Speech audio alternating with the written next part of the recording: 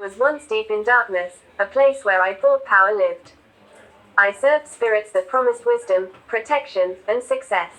I believed they were ancient guides, but they were chains of deception. Every night, I walked deeper into a world that looked bright but smelled of death.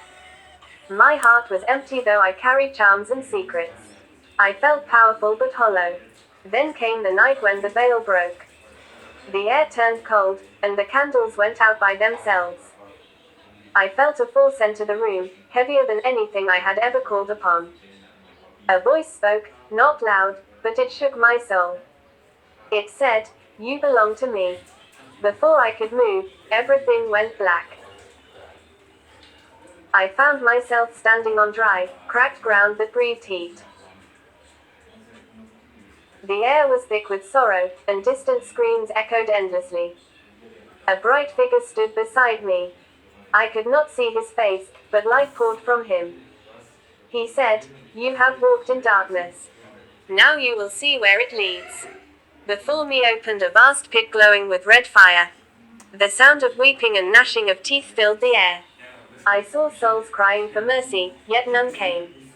Flames rose like living things, wrapping around people who could not die.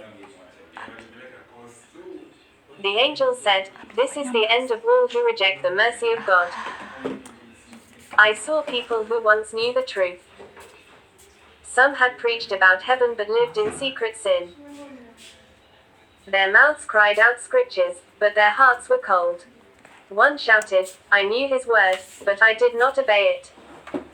Another said, "I thought the crowd's praise meant God's approval." Their tears fell like burning oil. I saw believers who refused to forgive. They had prayed on earth, but bitterness poisoned their souls. They called on God, but never released those who hurt them. The angel said, "Unforgiveness builds a wall mercy cannot pass." Their chains were made of memories, their tormentors the faces they hated. Then I saw those who loved the world more than truth, people who sang, preached, gave, but lived for reputation. The angel said, "They honored God with lips but not with life." They reached upward, but darkness dragged them down.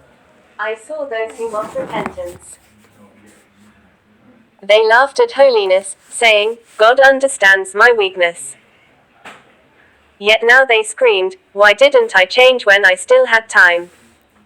The angel's voice broke the silence. Hell is not prepared for man, but those who follow the deceiver make it their home.